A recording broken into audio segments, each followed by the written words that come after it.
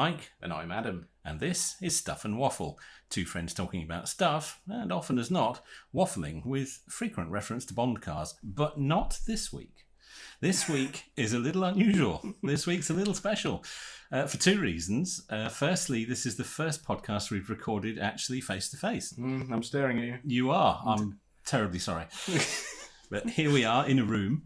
And the second reason that makes this one special is that we're talking about just one car. I don't just mean one particular type of car, but one specific car. And the subject of this week's podcast is the Delorean time machine from Back to the Future, a car that is very close to my heart, very close to your heart, I believe. And sat on the table between us is something that took me 3 years to create. It's my 1/8 scale model of the original DeLorean time machine, what's known as the A car, the car from the original movie, from the first movie. And that's what we're here to talk about. Very good. Yes. And it does look good as well, doesn't it? Well, I'm rather partial to it. Yeah. Yes, I'm trying to... There's a lot to digest. There is. We should probably set some context for people not so familiar. Yeah, this is true. Yeah. So, Back to the Future, made in 1985, features a DeLorean as effectively one of the characters of the film, one of the stars of the show. Yeah. They went through a number of iterations with it. I believe the time machine was originally going to be a refrigerator. I've heard that. That was going to be on the back of a pickup truck, and Doc had to take it to some nuclear facility to power it, and it was all a bit clunky, and they were concerned that kids would start locking themselves in refrigerators and they'd get sued. And the idea of making the time machine mobile was right, and they stuck with that. And one of them said, well, why don't we just make it a car? And the only car that made sense, it was in the news at the time. Big stories. Because the company had just collapsed, and DeLorean had just won his case. The drugs trial was the DeLorean. And they just looked at it and said, well, it's perfect. It looks futuristic. It looks very striking. We can do something with this. So they handed it over to a number of people to submit designs. Varying ideas came in. I think one of the guys who worked on Star Wars submitted some designs, but they were very kind of sleek and slick and manufactured, and that's not what they were going for. They wanted something that looked like it had been made by this crazy guy in his garage. Yeah, it's a bit industrial, isn't it? Yeah, it's a bit dangerous. They wanted it to feel very kind of a bit rough and ready, a bit homemade, like he just sort of got one bit working and stuck it on, and then got the next bit working and stuck that on and wired them together and just sort of kept going. So they chose the design that kind of looked the roughest, the most homemade, the most dangerous. And they handed it over to a company called Filmtrix. And they purchased 3 DeLoreans for the production of the first film. One of them, I think, cost about $18,000, one cost about $12,000, and one cost about $9,000. So they were varying qualities, all used cars, obviously. And they called them A, B, and C. The A car was the first one finished. It was the most detailed. It had everything on it. All the lights and bits and bobs worked to a point. And that was the hero prop. That was the main car for the film. The B car wasn't quite as detailed. It was used for a lot of the long shots, a lot of the driving sequences were all done with the B car. And the B car was the one that was eventually hit by the train at the end of the third film. Oh, so that's no longer with us. So that's gone. Bits of it are with us. I believe it's hanging from the roof of the Hard Rock Cafe at the moment. Okay. It's sort of upside down. Oh, right. But it's quite crumpled. Yeah. Because it was hit by a train. The C car was a DeLorean that they cut in half in order to get cameras right in on the actors. Okay. So they could sit them in it and get close-ups. That was eventually dismantled. So the only car from the first film that still exists is the A car. It's now in the Peterson Automotive Museum in Los Angeles, and it underwent an extensive renovation in 2013. Like the James Bond DB5, it was really abused for a long time and then basically just abandoned. And there wasn't much of it left. Yeah. It was pretty knackered. It's not loved at and all. They wanted it for some... I think it was when Nike brought out the sort of replica trainers. Oh, yeah. And Universal Studios said, we should get the time machine out and start promoting it. And they went looking for it because they'd lost track of where it was. Oh, God. And it was basically just dumped on the back lot. And it was literally just falling to pieces. There was loads of bits missing. People. It was just out in the open. Anybody could walk onto the back lot and just go up and play with it. And it was... The crazy thing was that for a lot of the time, the keys were in it. So you could just have it. Well, you probably couldn't. You probably could. Well, I don't think it ran very well because it hadn't been driven properly for years. They used it for a lot of promotional work on after the movie on the theme park, and they had an actor playing Doc Brown who would drive the car around and do shows for people. But it was a movie prop. It wasn't meant to be used like that. I mean, it was built to last for a matter of weeks for filming. It wasn't meant to last for years and years and years, being used every day. No. And it just started to fall apart. And when they'd had enough of that, they actually had some replicas built to put in the theme parks. Yeah, because that'll do. That'll do, because nobody knows the difference. And the A car was just dumped on the back lot, and you could see it. There was a bus tour that went around the site, and they'd sort of lined it up under a carport with loads of other movie cars. And it was just there, but it was outside in the elements. It was being baked by the California sun, and it just fell apart. And when people were tired of Back to the Future and they closed the ride, it just got dumped on the back lot, and there it sat until 2013, when they realised, it'd be quite nice perhaps if we preserved these things. Wouldn't hurt to pop that in a museum, would it? Yes. So they commissioned a restoration of the car, which took 12 months to do, a painstaking restoration, by a guy who fortunately I had access to when I built the model. That's going to come in handy, isn't it? A guy called Joe Walser, who led the restoration team, and through a Facebook group, I had access to talk to him directly and get hundreds of photographs and measurements and specs of what was on the car in order to make my build as accurate as possible, which is what I was striving to do. Has he seen the finished article? He has seen pictures of it, yes. And he did comment on Facebook that it was one of the best he'd ever seen. Good. That was it for me then. That's all I need. Ruin the pants and off you go. That's all I need. Yeah, that'll do. It was one of the best he'd seen, was what he said. Considering he's built one of these himself. From the same base kit? Yes. Okay. But he didn't do any mods to his. Right. He just built it as it came.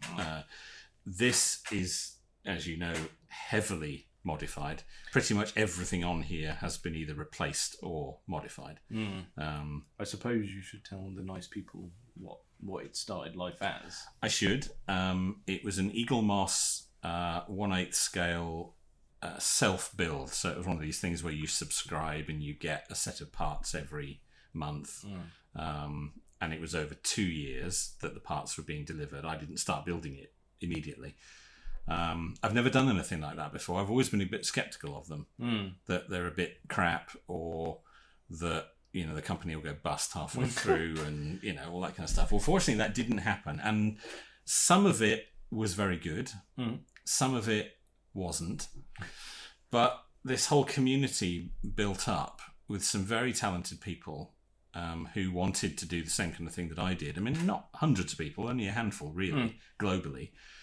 And there were a couple of quite talented people who started to design 3D printed replacement parts, which were far more accurate than what came with the kit. And they also started to produce electronics boards that would make the flux capacitor work. And as in visually, you're visually, not time traveling at this point. Well, I've never tried taking it up to 88 miles an hour. I mean, it might work. Well, you don't necessarily need 88. You need just scale. Scale 88. Yeah. Yes, that's a good point. Yeah. So if I drop it down the stairs, I'm not going to do that. No. So there's electronics boards in it that make the things work visually. And it tested my soldering skills on all that front, because there's a lot of custom LED lighting in it as well. Fiddly by the look of it. You could say that. I'm looking, and I don't mind a bit of soldering, but I'm not very good at it, but it seems to work. But I can see lights, and you can't see a flux any of it. capacitor. Yeah, there you go. Yeah, the cascade over there in the corner, and you've got the roof lights, and yes, it's all there. It's all there. So yeah, hyper accurate. So I studied the original photographs and measurements of the original, and really got to know it. And no detail too small. Really, it was quite a process. Learning about the original car. Well, that's half the fun, isn't it? That is half the fun of it. Yeah, absolutely. That is half the fun of it. And a lot of it is military surplus. A lot of the parts they got from military surplus stores in California. A lot of it's military aircraft parts, stuff from experimental helicopters and stuff. In fact, I believe one of the guys on the team, I don't know if it was when he was restoring the A car or when he was building his own time machine replica, but he actually got a call from some military intelligence guy because he'd been searching for a particular type of hose, right? Some sort of hydroflow braided hose, which I think is one of the ones on the driver's side there on the rear deck, and they called him up and started to quiz him about why he wanted this thing, because it turned out it's a classified part. Oh, right. Oh, and someone in the original team making it found it in a It must have got place. slung out at some point by accident, and they wanted to know why he was building a bomb or something like that, because it's a classified part. So there's some really, really rare stuff on it. A lot of which had gone missing when they came to do the restoration. So not only had they got really rare parts, they then had to try and find them again. I suppose so. If it had just been left out and such, like, people would have had a little souvenir, wouldn't they? Absolutely. Yeah. Loads of it was gone. They did have an amnesty. Bob Gale, the director and writer of the film, the writer of the film, put out this message on the internet saying, we're restoring the original car. A lot of parts are missing. A lot of parts are very rare. We want to try and get as much original kit as we can. If you have anything, send it back to us, no questions asked. Yeah, that's nice. And they got quite a lot of things back, including the original flux capacitor, which was missing from the car. That's quite a thing to toughen. Somebody had actually had it away with the flux capacitor. I was thinking a little clip or something like that. No, that's ballsy. Flux capacitor was gone. The time circuits were gone. The plutonium reactor top on the back was gone. How do you casually wander off with that? Nobody was watching. Oh my goodness me! It was just all open. You got to wonder though if it was, like you say, theme park and such like that's a funny thing to walk out of the gate with at the end. It's a bit strange, I grant you, but the people obviously got away with it. The security obviously was a bit lax, but there was loads of bits missing. Plus, what was there, a lot of the wiring down the sides and things. I mean, it had been out in the sun. For 25 years, all the colours were bleached out of it. So they had to try and... They found the original company that supplied a lot of the wire, because a lot of it's been out of production. It was really unusual colours that they don't make anymore. And they went back to this company and said, have you got any of this stuff in stock? And they managed to find some of the original colours. Right. That was quite a challenge, actually, matching the colour. I mean, I haven't been able to do it because it's simply not available. Some of the wiring is not quite the right colour, but it is the right... As close as you can get it. As close as I can get it. And where it all is, the positioning of every cable tie, every clip, everything is as close. I was going to comment on the cable ties. I love those. They're actual cable ties. There's a chap in Plymouth who makes them, who makes miniature cable ties, and they do actually. You can almost, if you listen, you can hear them. Make that zip noise. They are actual cable ties. They actually hold the cables together. That's crazy. I like that. But the positioning of every one, I've studied the photographs and got it spot on. So the photographs that you've got for that, were they from after it was restored? Well, the restoration, of course, was trying to match precisely to what was done originally. Yeah. It's a mixture of both, but they are generally the same thing, because they were working with photographs of the original car that were taken when it was first built at Film Tricks. So a lot of what I've got, I have photographs of both the original build, but a lot more of how it is now, because obviously when they restored it, they documented it. Yeah. And there's a lot of photographs online of it now at the Peterson. Plenty of that. It's hugely photographed and videoed. So yes, no shortage, I suppose, on that front. So I suppose it's kind of mostly how it is now, but in theory, it's the same thing. Yeah. Well, that's it. They've tried to do the best. It was the same car, all from the same. Yeah, flooring. I mean, I've heard it said it's kind of a replica of itself now, because they had to replace a lot of it, or remake some of it, refinish some of it. Like the original vents, they have the original vents on it, but there was kind of a light restoration done in the early 90s where they were sprayed black. Well, they're not supposed to be black. So they had to strip them back and re-weather them, right? Okay. If you like. Yeah. Weathering was a whole technique I'd never done before. Yes, we can see the weathering on your vents. Yes, you see the weathering on my vents. The engine and the underside is weathered because they didn't restore it mechanically. It doesn't run. Oh, it's still a turd in that sense. Yeah. The engine is just a rusty lump, and the chassis, is all filthy. And they cleaned it, but there was no requirement for it to ever run again. So the engine has had it, and I've replicated that. So it's weathered underneath. We can see that. We've got a mirrored base. We've got a mirrored base. So you can, in fact, if you look carefully, you might see my weathered exhaust manifold. So it's. I can see your weathered sump. Yeah, there you go. I never thought I'd say that. No, there's a phrase that doesn't come up too often. Nice sump.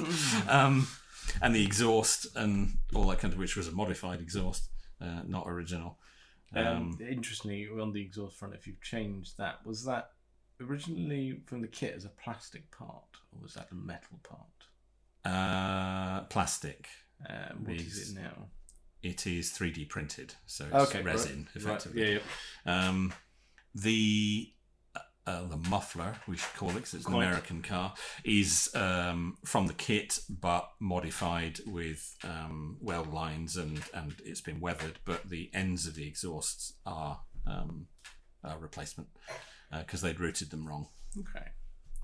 When you say you did the weathering for weld lines, what did you use for that? That was very tricky. It's a mixture. Sometimes you can achieve it with just with paint, just to make it look right. But in other places, it's modelling putty. Oh, right, okay. Just very sparingly placed, and then you can use like a plastic spudger to make it look right, and then you paint over the top of it. And once you've painted it, the key is in the painting. Once you've painted it, it starts to look right. Yeah. And what techniques can you recommend for weathering with your paint then? Oh, well, I'm a big fan of the Tamiya products. Well, who isn't? Well, who isn't? Exactly. Yeah, absolutely. So it's all Tamiya.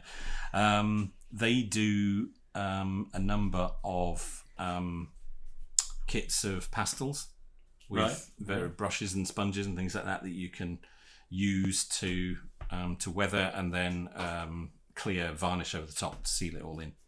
Okay. Yeah. So that's, I mean, certainly on the vents that you can see, that's what that was. That's what that was partly done with, was just, brushed on pastel and then a clear coat over the top. Then an aerosol spray where you spray it. There's two techniques. You spray it from a long way off so that the paint is part dried by the time it hits the part. Okay. And that gives you a very specific sort of speckled, dusted effect. Okay. That you can use to make something look dusty or lightly rusted, something like that. And the other technique is that you spray it, but you aim slightly away from the part so that the overspray hits the part rather than the spray itself. Okay. Quite wasteful, I suppose. From that point of view, it is in that sense, and I'm assuming you weren't doing that in your office. No. Because if you're doing that kind of crazy spraying, you're going to have interesting coloured walls. No, that was all done outside. Okay. Because I don't have a spray booth or anything like that. So, and I don't have an airbrush. This was all just done with aerosol. Just cans. Yeah. Just rattle cans. Yeah. Tamiya rattle cans. Never done anything like this before, but I was so determined to get it right. Several things on here have been done more than once. That's going to happen then. Yes. Can't be helped. Yes, there were several things done more than once. Either the part was stripped back and then repainted, or I had to abandon it and get another one. That has happened. Okay, right. What percentage of parts have been replaced with better ones? Your 3D printed treats and such like. Ooh, a percentage. I'll accept a 5% tolerance either way. Will you? Yeah. That's very kind. Yeah. You have no way to prove either way. It's fine. I would say at least 70%, possibly more. That's tits. Yeah. Right. A lot. A lot. I mean, and even parts that haven't been replaced have had some work Modified. Yeah. So, I mean, we're looking at it, and I'm assuming we've got all the body panels are as they came. They are. Well, I mean, in terms of finish, perhaps not, but no. They are the parts that were shipped. Yes, correct. The body panels, the tyres, the alloy wheels, they've been painted because they chromed them. I don't know why they chromed them. Yeehaw. They're not, yes, quite. Front and rear fascias, which actually are metal on this, but plastic on the real car, ironically. That's a bit... Yes. And the flux bands, which are the kind of ducting that goes around the back and the front of the car, the sort of perforated. Those are as they came, but the screws and the brackets are replacements. The screws were too big and black, which was wrong. They needed to be silver and smaller. So I got a watchmaker's kit, and they're all screws from that. Okay. That worked really well. And there's other little clamps and things on there which I've made using aluminium tape, just wrapped around to make it look like metal clamps. Those are all over the flux bands, all the way around. I like that. But yeah, a lot. I mean, the front grille, the DMC badge are 3D printed. The DMC center caps are not original. The lovely chap in Plymouth makes those. The Goodyear Eagle GT decals on the tyres are not original. Or do they have any? They did, but they got the Goodyear logo wrong. Oh dear. And that wasn't good enough. So that had to be scrubbed off and replacement. And those are rub-on dry transfers. And then the tyres have had a matte clear coat put over the top to seal them in, which actually gives them quite a nice rubber effect. I was going to say they do look rubbery. I mean, they are rubber, but the matte varnish really makes it look... Yeah, I'm not a fan of the shiny tyre. I know it's a big thing in the detailing world. but I'm not a fan of the shiny tyre. The wet look. It's a difficult one to pull off, isn't it? It is, because it's not natural. I don't think. And I really didn't want that on this. No, that doesn't really work. No, so, when you've got a weathered manifold and such, like a shiny tyre is really not going to. It's not going to work. I wanted the car, because at the beginning of the first movie, the car, because it's an 81, it's an August 81 DeLorean, so the car is at most 4 years old. Yep. So it's going to be a little bit worn, but it's not going to be. It's not ancient. No, it's not going to be ragged. But so I wanted to try and strike that balance, that the car is not new, so the upper side of it it's like it's been washed, but the underside is still grubby, and the engine is oily and weathered. So, but yeah, to come back to your question, a lot. I would say at least 70% of it is not as it came. Okay. What was the bit that made you swear the most? Well, there's lots. There would have been one that would have been unrepeatable and something nearly thrown. Possibly the model itself. Possibly. There have been. I mean, I say it took me 3 years. There were some gaps in that. I mean, obviously, I have a job and a family, so it wasn't a full-time occupation. And there were weeks went by on some occasions where it didn't get touched. Yeah. What was the bit that caused the most?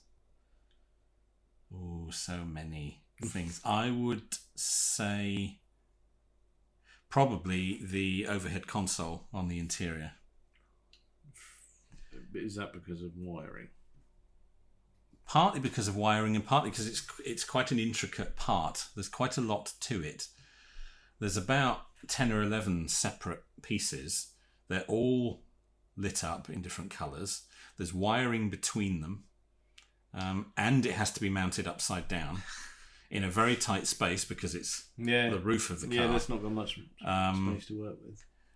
Since I finished this, there's a chap who's actually produced a circuit board that goes in behind.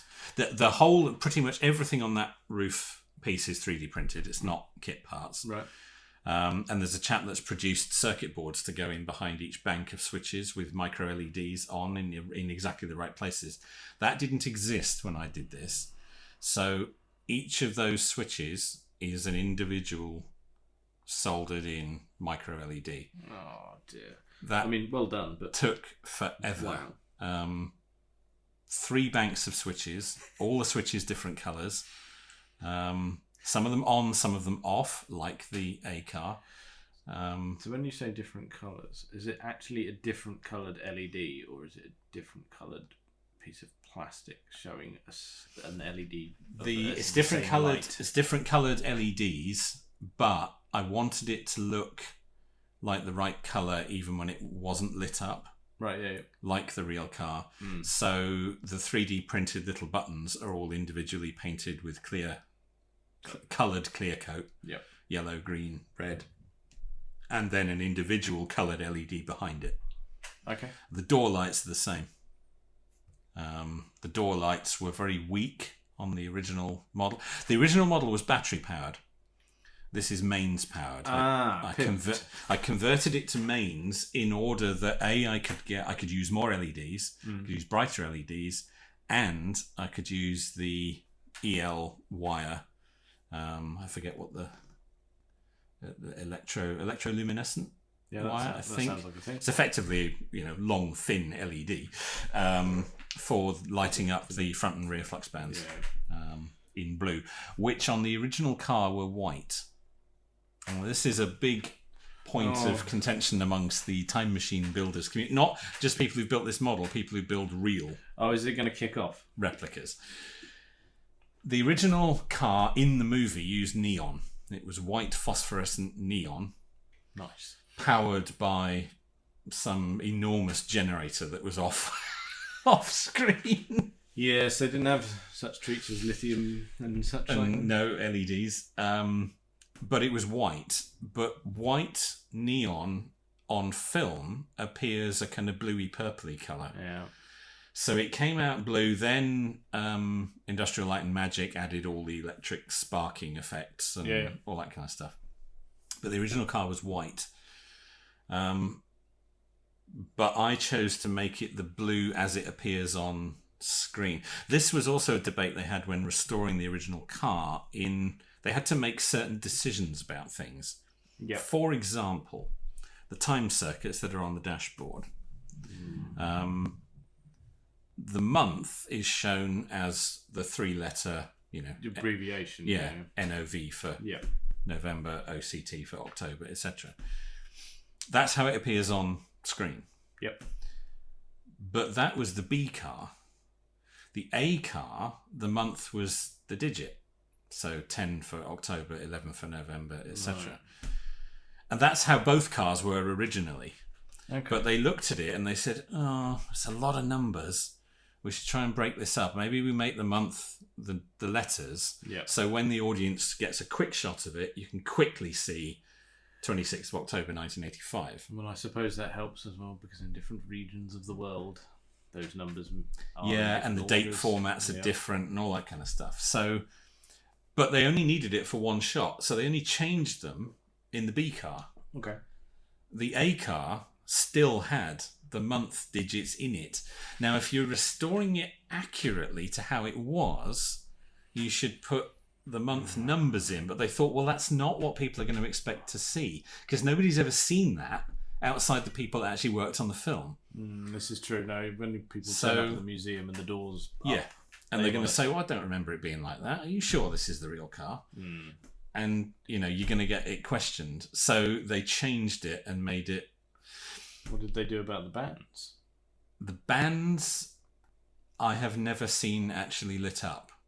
I don't think they did anything about it. Oh, you think they just glossed over that? I don't think they light up on the restored car. Okay. I don't think they put the neon. I mean, they weren't going to put neon on it. No. Clearly, they could have done it with LEDs, but I've never seen them lit up. It was never mentioned in any of the information from Joe Walser. He never talked about it.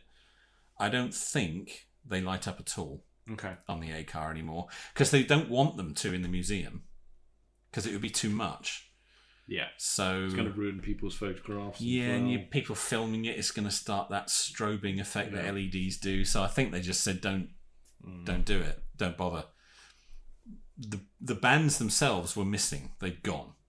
Oh, right. So they had to remake them from scratch. Okay. And they didn't bother lighting them. I think by the time they'd finished remaking them, they just had enough of that. And so that was that. Oh. So they don't. But the time circuits are quite nice, particularly for me, because they read the date October 26th, which is my birthday. Well, that's quite handy, isn't it? That is the day the car first travels in time. Well, so I quite like that. And crucially, the Speedo is at the correct moment. It is and it isn't. Okay. The DeLorean's speedometer. This is a deliberate mistake. At least that's what I'm calling it. The DeLorean's speedometer, the actual instrument panel, is a replacement. That's not as it came. Again, shout out to Mike Lane in Plymouth. The DeLorean speedometer reads 88 miles an hour, but the digital speedometer that sits on top of the dash reads 0. As it does in the Peterson. Okay. That is how the A car is now. All right, that's. But they had to replace the speedometer. Even in the film, they had to replace the speedometer because the DeLorean comes from that time, where in America, they thought if you didn't make the speedometer go past the speed limit, nobody would speed. So the DeLorean's maximum speed, according to its instrument panel, is 85 miles an hour. Excellent. And they wanted it to go to 88, so they had to produce a bespoke speedometer that went up to 90. Was there a particular reason why they picked 88? I think Bob Gale said it was easy to remember, it sounded cool. There was no scientific basis behind it, obviously. No, I don't think there's any solid ground for time travel. No. I don't think so. But no, I think it just sounded cool. Okay, I don't think it means anything. That's fine. I'll accept that. Okay, we've gone for the most sweary bit. What's the bit you're most proud of? I think I'd like to say the flux capacitor, but I can only claim partial credit for that because it was a 3D printed assembly. Yep. With a circuit board in the back. Well, yes, I painted it and assembled it, but I didn't make it as such. So I would say probably the wiring, which might be a bit boring. Yeah, I mean, you say it might be a bit boring. I mean, yeah, it's probably not going to set your world on fire if you're sat there doing it. But it's so obvious. It's such a key part of it. Without the wiring, it wouldn't be the same at all. It's that gives it its sort of raggedy edges. Yeah. It's the thing you can see the most of, really. And all the wiring is bespoke because the stuff that came with the kit was the wrong scale. It was too big. Was the stuff that came with the kit, was it basically just a loom, or did they do it separately? Separately, but it wasn't wire. It was just coloured tubing, effectively, just insulation. Right. The problem with that is it doesn't bend like wire because you can bend it at right angles and it crimps and it creases because it's just rubber with nothing in it. Yeah. This is real multi-core wire, and all the wiring is bespoke. None of it came with the kit. The great thing about, and particularly the big thick black wiring down the sides and on the rear deck, it's multi-core copper wire. The great thing about it is you can bend it and it stays in that shape. Yeah, that's handy for. So I could form it to sculpt it around the wheel arches. You're trying to route it wherever it needs to go. Yeah, and then the coloured wire, which doesn't do that so much, cable tie it and clamp it to it. The purple P-clamps that are all over the car are 3D printed. The real ones are incredibly rare. They're a very lightweight aircraft clamp. Very, very hard to find. But that's what they are on the real car. Yeah. And mine are attached the same as they are on the real car. So holes drilled into the panels, and then the clamps screwed into the panel, and then the cabling goes through the clamp to hold it to the side of the car. Okay. So they are attached in the same method that they are on the real thing. To drill a hole in it. Yes. And you had to drill that in the right place. Yes. Asking about the most stressful part, drilling the panels. Because there were holes in the panels, but not enough, and not all in the right places. Oh, great. So what did you do about those? Are they buried and we can't see They're them? hidden. Right. Yeah, they're hidden by That's the routing handy. of the cabling. Yeah, they were almost right, but not quite, because the wiring as came with the kit was just molded plastic, and you just sort of clipped it on. Well, that wasn't good enough. So when you did the screws for those, did they come with the clips, or did you have to get the screws separately? No, the clips are 3D printed, so just from Shapeways, and the screws are from the same watchmaker's kit that I've used throughout the model. Did you have to tap the holes? I thought I was going to, but because this is die-cast metal, it's soft enough that the screw going in, as long as you drill the hole not quite big enough, the screw going in will sort of tap itself. As long as you don't take it in and out loads of times. As long as you're in and it stays in, you're okay. Couple of them, little tiniest dab of super glue on the screw as it goes in. Okay. And that'll just hold it. And that's enough. Unfortunately, I was concerned the 3D printed clamps wouldn't be strong enough to hold real wire. But there they are. They were. So that worked really well. So yeah, I think that particularly some of the wiring on the interior, I think it looks just right. I was very pleased with that. Yes, I can't fault it. It's but a large portion. The visual wire that we can see, is any of it functional? I thought you might ask that. No. Right. Okay. Not a single piece of wire that you can see is real. Okay. I mean, it is real wire. Yep. But it's not connected. Now, all the wire that actually makes everything light up is hidden. There's one place in the... I don't know if you can see it. In the doors, if you look very carefully, in the corner of the hinge, you can see... I'm going to turn on the phone light. Yes, you can see try not to blind you. a little bit of wire that runs to the I can the see door a lights. white and a brown. Yes, that is the only piece of visible, real, functional wire in the whole thing. And to be honest, I wouldn't have noticed unless you'd... No, you don't really notice it. No. Oh, there's a lot to take in. It's very good. There is a lot to take in. It's yes. I mean, there isn't the real thing. It's a real hodgepodge of just... I mean, it's all just stuff they found and they thought, oh, that looks cool, we'll stick that on. I mean, but it's its own particular kind of... I suppose that's a science fiction thing, because we've mentioned it before about spacecraft or whatever.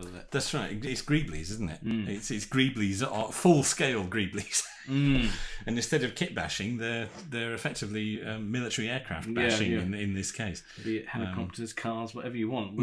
We'll find something. Like the green tubes that are on this side, they are, I believe, from the hydraulic system on a military helicopter. And there's an orange hose, silicon hose, that goes right across the rear deck horizontally, and that is from the cooling system from a Sikorsky helicopter, 1960s Sikorsky helicopter, things like that. There's loads of stuff like that on there that is really specific. The aluminium cans that are used throughout it are from Honeywell computers from the 1960s. The plutonium reactor is hard drive enclosure from a nuclear submarine. Things like that. It's fantastic. And the top of it is a hubcap from a 1950s Dodge Polara that they painted black and stuck on the top. That's cool, isn't it? It's all just stuff. It's just junk. It's really creative junk. Yeah. Oh yeah. Yeah, absolutely. The big gold power supply that's on the middle. That was just that is a power. It's a power supply. A Claire Electroseal power supply. That they just that looks cool. We'll stick that in there. Yeah, and this, I should say, because people can't see it, this is the car from the first film, so it's the plutonium reactor version, not the Mr. Fusion flying version. I could have chosen to do that. I had all the parts to do that. Oh, they give you the option? Yes. Does that Eagle Moss give you that option? Eagle Moss give you the option. There is now 3D printed replacement Mr. Fusions, because the Mr. Fusion that comes with the kit isn't brilliant. Are those the only two options they give? I'm assuming they don't bother with the cowboy version. They do. You can build. There's 4 different versions you can build. You can build the original plutonium reactor beginning of the first film, which is what I chose to do. Yeah. They do what's called the Part 2 car, so the flying version with the fold down wheels, the Mr. Fusion on the back. They do the third version, which has the hood box, as they call it, the 1950s time circuits, the white wall tyres, the jacked up suspension. And then they do the 4th version, which is the railroad version, on some track with train wheels. I thought you were going to say they do the 4th one's the smashed one. Just because your kit's been delivered by Hermes. Yes, well, I was going to say you could probably achieve that. Yes, if you have it shipped. But if I wasn't going to do this version, or if I was going to do another one, I would probably do the final version, the railroad version. I'd probably bookend it and have as it, where it started, how it's going. So that's very on trend with a bit of Twitter there. There we go, very good. But I chose to do the original car. I think it's my personal favourite. I think it's the most realistic, which is a silly thing to say. Yeah, you know what I mean? The old realistic time machine there. Yes, absolutely. Yeah, it's the one that I like the best. So that's the one and it's what they chose to do with the A car. They removed the Mr. Fusion and decided to go with the first version. So the car as it is, as it rolls out the back of Doc's truck, the first time you see it, that's how it is. In fact, that's the only time the car's wearing the out of time license plate, because it flies off, if you remember. Oh, it does, yeah.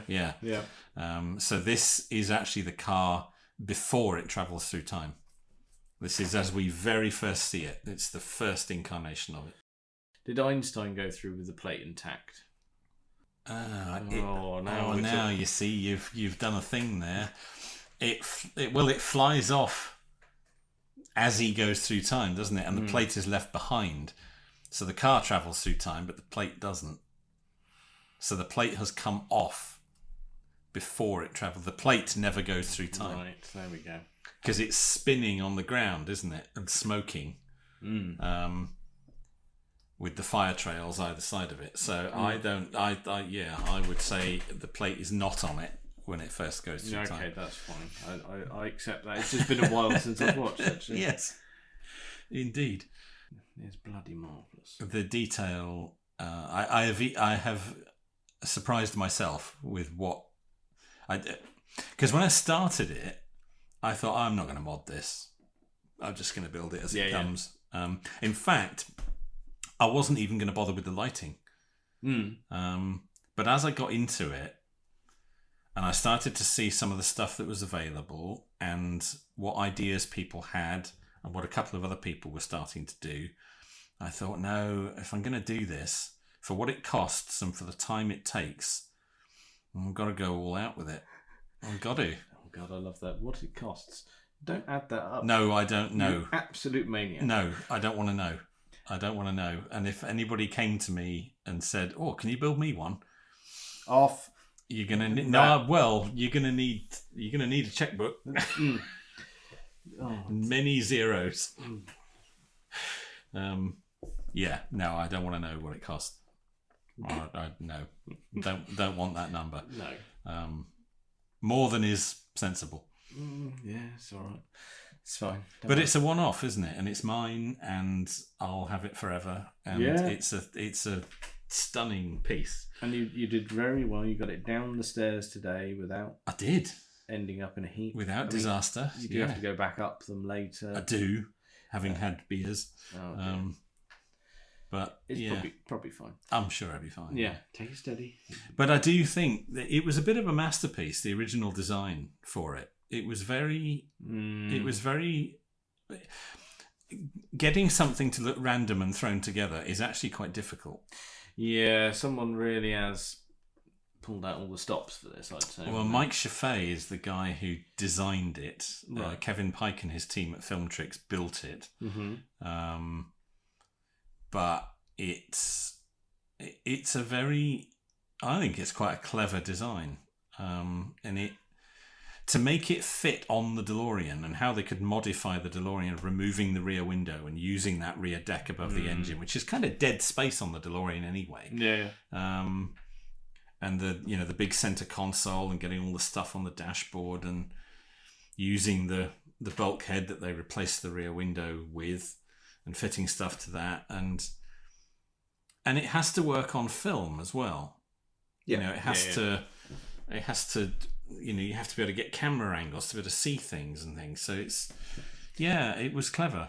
Yeah, I mean, they certainly have compromised the space that was allocated for golf clubs. Well, that's gone. Yeah. It's full of wire now. Yeah, that's it. Wire and gubbins. Yeah, you got your flux capacitor there and your... Doc and Marty are going to have to buy clubs wherever they arrive. I think so, if they're going back for a cheeky game, yeah. While you mentioned luggage space... Okay. I didn't do anything with the trunk. A frunk, if you will. Oh, very good. I made it accurate to the DeLorean, but technically the A car had all kinds of gubbins under there. It had batteries and circuit boards and wiring. Yeah. To make all the gubbins work. Yours is somewhat more advanced than that. Yeah, so you exactly. I didn't need any of that. You never saw it on screen. You don't see it at the museum. And what's under the bonnet now is not what was there during filming. No. And there isn't a lot now because they don't need it anymore. No, there's two is mains powered, I'd imagine. It is. Yes, that's right. Yes, there is a plug. Yes, that's right. Well, it never has to move. Although it did move, actually, recently. It's been on display at the White House. Really? Yeah, in Washington, for a couple of weeks. In a outside, but in a case, like not dissimilar to what we're looking at. Why have they done that? I have no idea. I couldn't find out why, but it's I get maybe part of Biden's Build Back Better thing. I'm not sure. It's better than Boris's. He's been doing that on Twitter, hasn't he? Yeah, and it's not good. However, let's not get into politics. We won't. But that's where that Picard picture came from. Yes. Okay. There we go. Very good. I'll share that for everyone. Actually, you should. It's amusing and non-offensive. So I think people will like that. Yeah. While we're on the topic of sharing things, there will be many pictures. There will be many pictures of this. Yes, on our gram and on the social medias. Yes, there will. We want you to see what we're talking about. And we're even threatening a bit of YouTube. We are threatening a little video there. Yes, so we'll try and get that done. I'm keen to share. And, we've had a few teasers up there, and I think we might have even had the odd long shot. Not sure. Possibly. Not sure. I have on my own social media. I don't know if. Oh, okay. Possibly not on the stuff on Waffle. Oh, okay. Then we'll sort that. Yeah, we'll treat everyone. We'll sort that.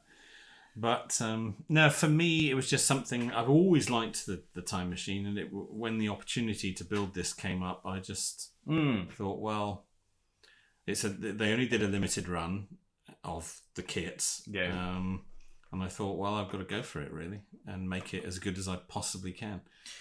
Well, and you did, and I'm reasonably pleased with it. Yeah, you should be. You've done very well. I suppose the big question is. I mean, you're not going to do another DeLorean.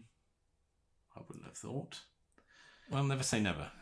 But, okay, but not at the moment, no. Would you embark on a project like this for any other item? Yeah, I might.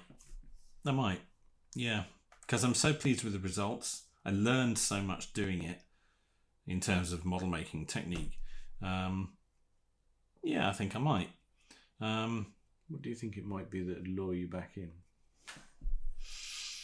There's a few things I've thought of. I think I'd quite fancy doing something on this scale, but perhaps, I'm going to say a proper kit. I mean, not that this wasn't, but a plastic, stick together kit, something like that. We've mentioned it on the podcast before. There is currently the Eagle from Space 1999. You can get a kit of the studio model. That would be cool. Quite fancy doing that. That's quite tempting. I've looked at those. I mean, in terms of cost, it would be nothing like what this cost. It would be much more cost effective. Quite fancy doing an Eagle, I think. Yeah, that might be next. We'll have to see. There's no other part builds like this that particularly grab me at the moment. Like you mentioned, doing like a decent plastic kit. Would you do one of just a standard car? Would there be a model of car that you would be interested in doing? One thing I did think of is if I could do a standard DeLorean from this kit. There is somebody that's trying, but there's so much you've got to 3D print. Because there's quite a bit missing. There's quite a lot of it. Rear windows, the rear louvers. You've got to rebuild the dashboard. There's holes in your panels. Yeah. A standard car. Well, a DB5 springs to mind. Although, see, now I'd want to do the Bond one. I wouldn't want to do a star. I would. I'd want gadgets. Possibly a Tesla Roadster, something like that. Yeah, maybe. I mean, I have got a fairly sizable diecast collection. Not on this scale. No, that's the difference, isn't it? Yeah. This requires its own shelf where your other cars share a shelf. Oh yeah. No, this you've got to dedicate some space to something like this. And did you have to construct a new shelf for this? No, but I did have to clear one off. Did you have to reinforce it? No, but there is a bit of a bend happening, so I might have to. Have you weighed this? No, but it is heavy. I did. Well, yeah, this is a big one, and it's mostly metal. There's an awful lot of metal in that. Because the chassis and everything, because it's got a real chassis and not a real chassis, but I mean, metal chassis, mostly metal engine, suspension, all that stuff is all on it. It's all real. It's all metal, so yeah, I can't lift it with one hand. You've got to get both hands. Oh, very good. Yeah. And looking at it in its case, I've not bent down far enough. But is there something that stops it shifting about? The wheels were a real problem. So the wheels are locked in place; they don't roll. Right. Okay. The wheels were a problem for a couple of reasons. Because they were designed so that you could build the Part 2 car where the wheels fold down for flight mode. Oh, bloody hell. It had all that mechanism, but it wasn't particularly strong. Right. I had a couple of them snap, and I had to get replacement parts. And they also tended to droop or not sit straight, and you look like it'd been stanced. So you get a bit of camber going there. A bit of camber, lovely. Plus, the original, as the kit came, the front ride height was wrong. Too high or too low? Too high. Right. I think they'd modelled it from a standard Delorean as it left the factory. Which is actually quite high. The time machine had been really lowered, slammed right down at the front. Yeah, slammed you. Yes, exactly. Which I wanted to replicate, and as you see, I have managed, but that took quite a bit of doing. By the time I'd secured the droopiness and the stancing, and I'd lowered the front, the best thing to do with it was just to lock it all in place. Right. So it doesn't roll away. It does not roll. Okay, that's fine. But I thought that's probably a good thing anyway. Yeah, that's... I mean, on the shelf, not a problem, but like transporting it down the stairs, just bang, bang, bang, to either end of the... Well, I didn't transport it down in its case. That was done separately. My goodness me, several trips. Yes, several trips. And I had to drill through this base to get the cable in. Power cable, which attaches underneath. Okay, and you've only got the one cable going in. I'm assuming the power pack that plugs into the wall is the biggest, bulkiest bit of the. It's not too bad. It's like a laptop. But there's nothing underneath or anything that's. No, there is an inverter in it to make the electroluminescent wire works. That requires an inverter, so there is a little inverter in it, and there is a couple of fairly sizable sort of junction points. But yeah, that's just one wire going in underneath, goes into where the battery compartment used to be, so I've got a nice space where I can plug in. So it is actually a socket, so you can detach the wire, which is quite nice. Oh, right. Oh, that's handy if it's got the battery compartment. I'm assuming that's quite roomy. What was it originally intended to run off? 3 AA's. Oh, right. Oh, I can see. Yeah, that's not going to get it done. It's not going to get it done, no. I realised quite early on it was going to have to be converted to mains in order to get everything that I wanted doing. I mean, even 3 AA, what are we talking, 4.5 volts? It's not... it's not going to make a nice LED. No, but they weren't. The kit as it comes doesn't have any moving lights. There are no animation boards or anything like that on it, which of course draw more power. It didn't have the...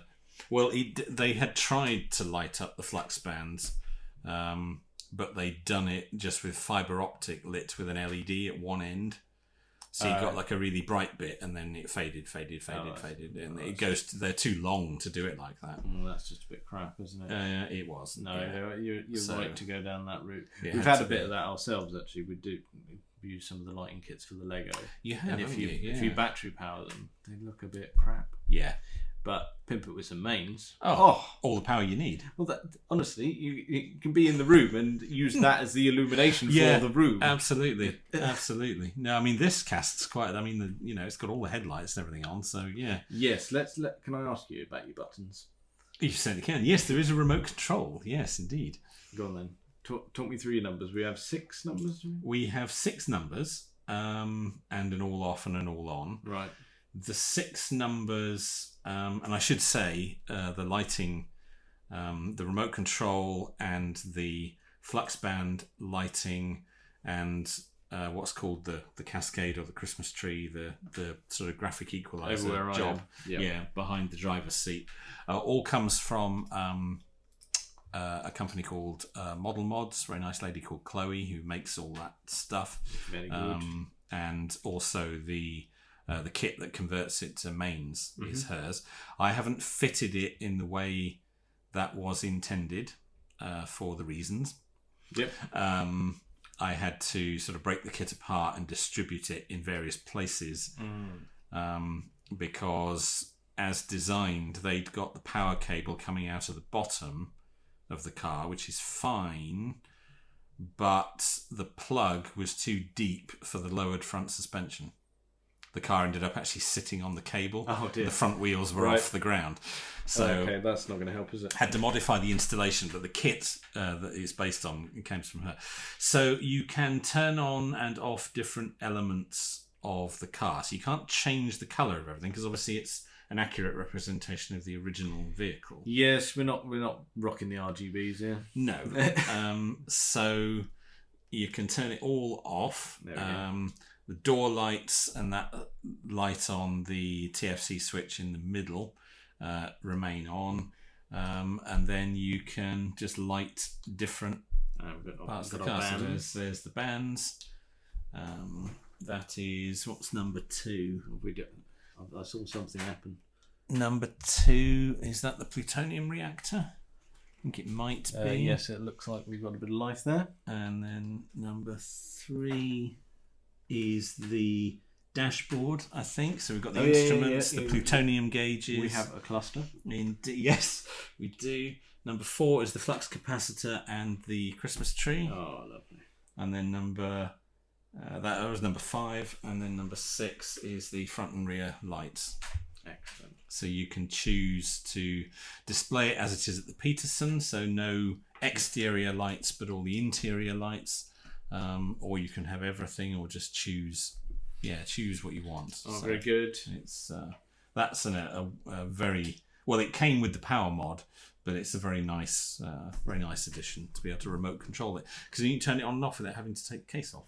Where's the receiver for such things, or is it just part of?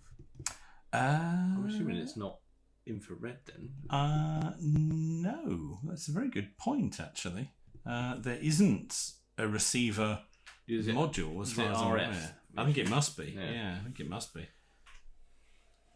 I like that as well.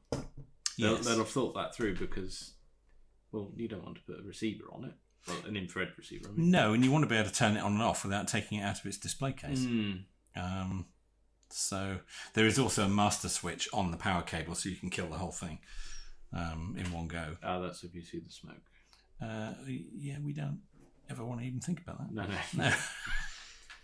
But I suppose I'm assuming you don't have it on all the time. No, I don't. Maybe treat yourself with an evening. I do put it on an evening. There are a couple of times I've left it on by accident overnight, but it's been fine. I mean, it's only LEDs. It's LEDs. It's not. It's yeah.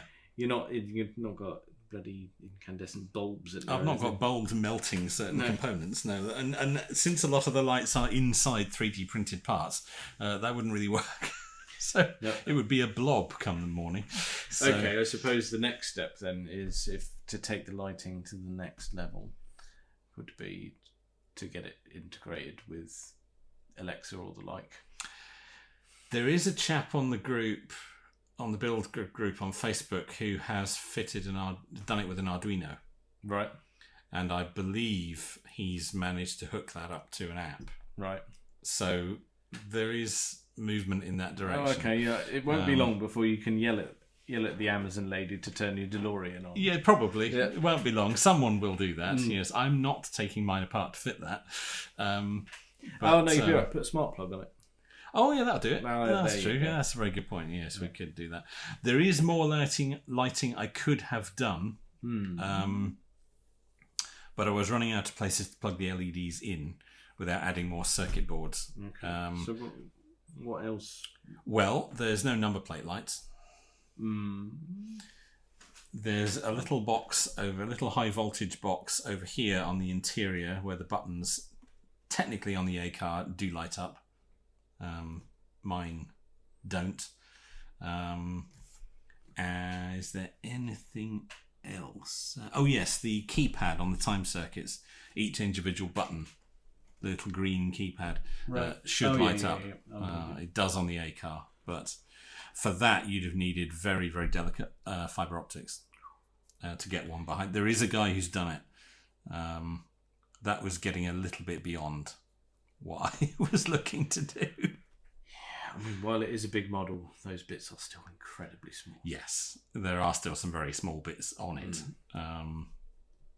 There is a chap as well with, I think he's done it with an Arduino. He's made the lights so you can flash the headlights, flash the indicators, things like that. Turn the reverse lights on. This actually does. There is a micro switch in this. This will turn the brake lights on if you push the brake pedal. Love it. But that's the only interactivity, if you like. But the brake pedal does work, and it does turn the lights on. Okay, that's the rear lights on, which is rather cool. Yeah, I like that. Nice little attention to detail.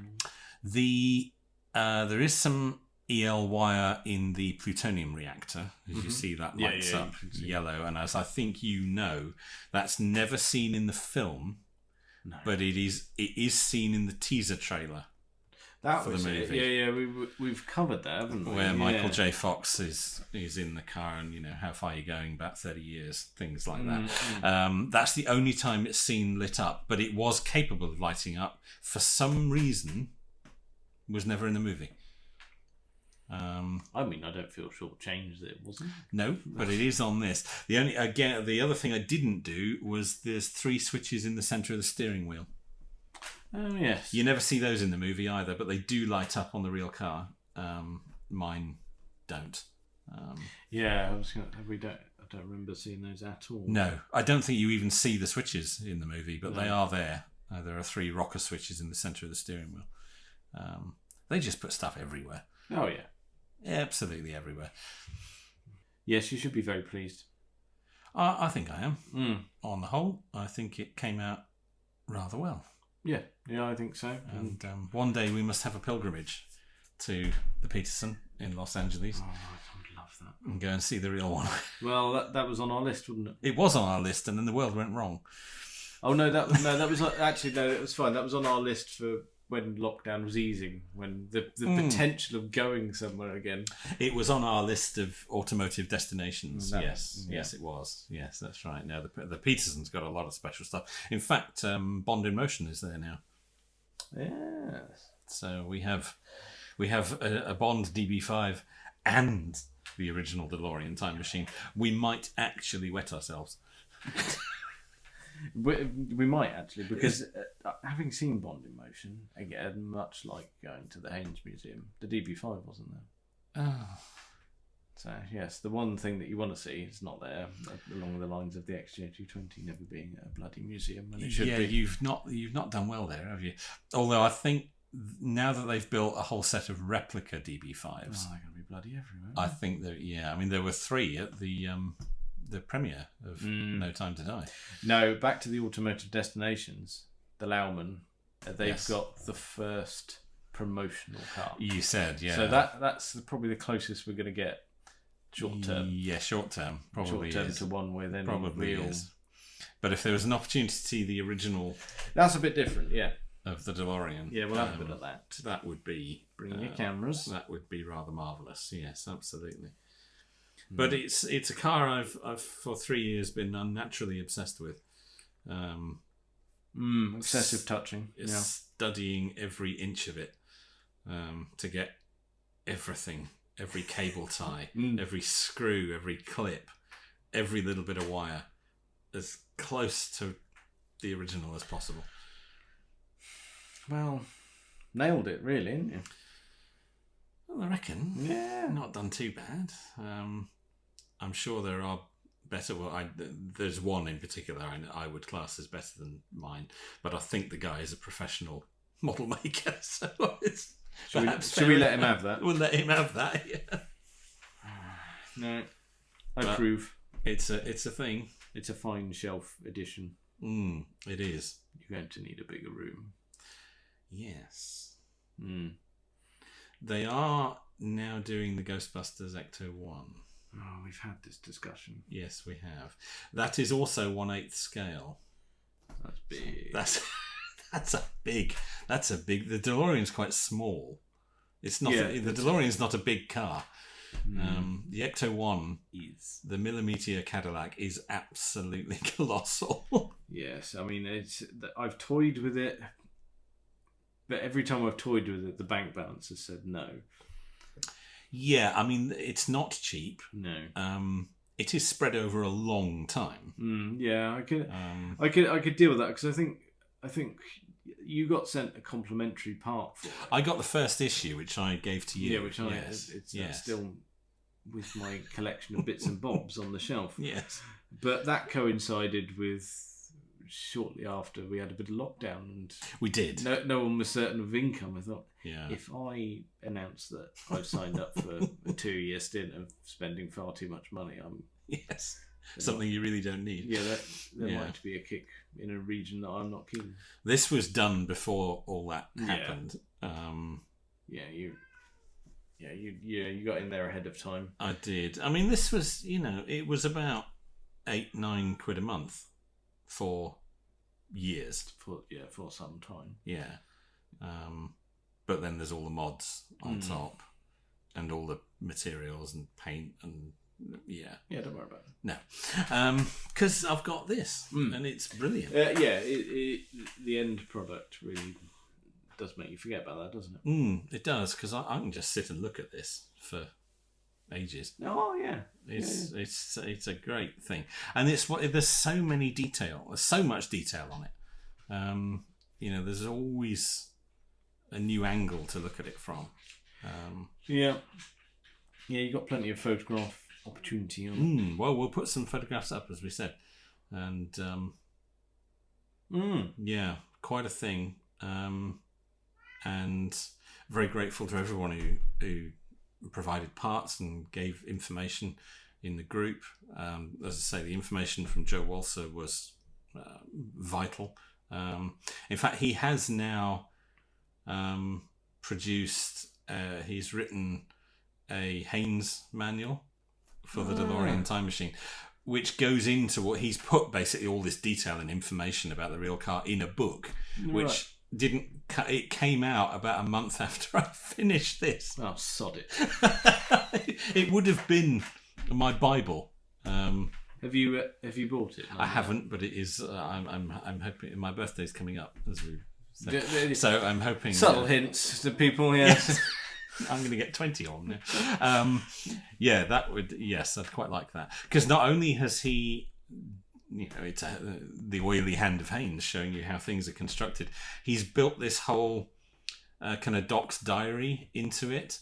So not only what was done, but his reasoning behind it, and all the way from buying the DeLorean and then piece by piece putting it together. and has written this whole kind of story around it. It's very good. Well, I'll add that to my Christmas list. Then. Yeah, I think it's the sort of geeky nonsense that we need. Yeah, I've got various ones of those Haynes manuals. They're very good. Fictional bits and bobs. They're very good. Yes, I like that. It's the sort of book you'll just read cover to cover, and just be really sad and nerdy about. Yeah, well, it's Christmas list perfect because, as with Christmas all the time, you get a book and you go, right, I've actually sat on my arse doing nothing for once. So. I'm gonna devour this. Yeah. Yes. Well, he's covered every single part of the build of the real car in this Haynes manual, so I think that might have to be devoured. Good. Yep, I'll have that. It's quite a thing. The original is quite a thing, and the model is too. And I'm very pleased with it. You should be chuffed. Yes. Yeah, nicely done, mate. And I hope everyone enjoys the pictures online. They will, and like, comment, subscribe. Oh yeah. Oh, come on, guys. Yeah, guys. Yeah. Guys, yeah, come on, guys. What colour should we paint it? Oh, no. No, we're not on YouTube, are we? Well, it might be. Podcasts are. But... Yes. Oh, good heavens, yes. Let's not do that. No. Well, we're not proper YouTubers yet, anyway, because we haven't bought a second-hand Lamborghini. We haven't. No. And then they're asking our subscribers how we should wrap it and what wheels we should put on it. And yes. We'll have the interior out in a minute and all of that. Dreadful. Yes. No, let's not do that. No. Okay, then. Well, that's good. Should we wrap things up? I think we should wrap this up here. Yeah, absolutely. I hope everybody has enjoyed hearing about my disturbing hobby for the last 3 years. Yes. Yeah, a bit of disturbing. It's fine. I'll get you to write some notes for the web's page Happy to go along with the episode. And have lots of photographs. We'll get a video done. There isn't one at the moment, but we'll get a video done. Yeah, I've got a bit of time between recording now and releasing, so yes, I'll be all right. Yeah. We'll do that. You'll have all the treats. Yes, we'll get that but done. But thank you very much for a bit of a listen, and I hope you enjoy as much of Delorean as I've been doing. I've been sat here ogling it. You have. But we'll post it all, so check it out on all the Instagram and the Twitter. And yes, thank you very much for listening. Yes, thank you.